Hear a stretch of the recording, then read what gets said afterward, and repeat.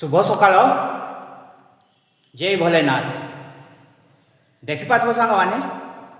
यहीटा हूँ शिव मंदिर भोले बाबार दर्शन हो जोटा कि सकाळु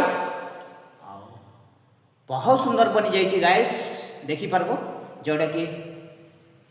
रामगढ़ शिव मंदिर और ये शिव मंदिर बहुत पुराना अच्छी जोटा कि बाबा साक्षात अच्छा आउ एवं श्रावण मास अच्छी जोटा कि काली थिला गुरु पूर्णिमा और श्रावण मासर फास्ट दिन पूर्णिमा हिसाब से काली हूँ पूजा थिला जोटा कि मुझे आसी नहीं पारि यही मंदिर तक बहुत सुंदर बनी जाइए जोटा कि कलर हो जाइए टाइल्स लगी जाइए चारिआडे यहीटा बहुत धर्म जो कि जे मंदिर बनाए आओ मंदिर देख चाह कौन सी बहुत धर्म है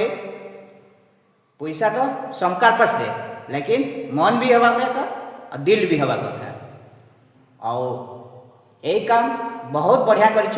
जो कि आमर बजार शिव नायक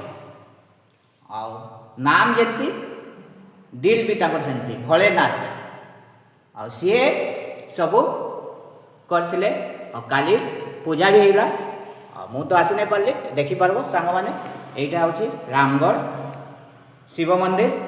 रामेश्वर बाबा जो कि साक्षात बाबा अच्छा ये श्रावण मास बहुत भीड़ है और निश्चय आस खरसुआ यही मंदिर शिव मंदिर बहुत सुंदर बन जाइए गाइस ये हूँ कबाट कबाट भी कलर हो जाइए चारिआडे कलर हो जाइए देखिपार सांग मैंने बहुत बढ़िया लगुच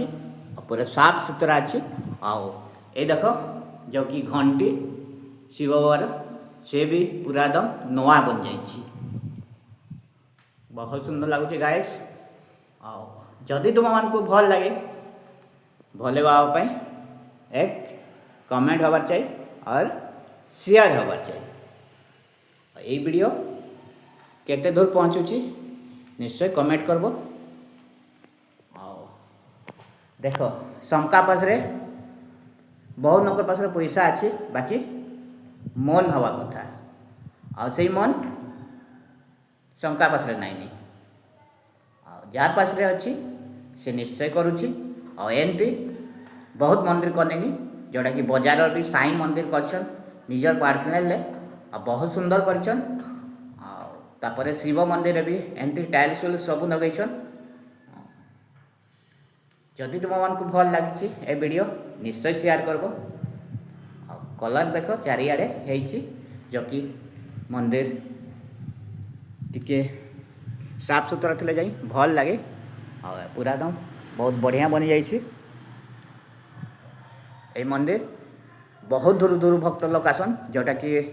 साक्षात भगवान अच्छा और जहाँ मांगब पूरा हो जाए और ये अधा पड़कर भी आसन जो कि श्रावण मास एमती दिन रे यहाँ बहुत पुराना मंदिर जो कि रजा कालू चली आसी मंदिर मुझे देखेबी जदि भल लगे भोले बाबा निश्चय आसबो ये मंदिर को यहाँ बाहर जो कि भूर्ष बाबा और यहाँ ही मेन अच्छे ये आगे दर्शन करब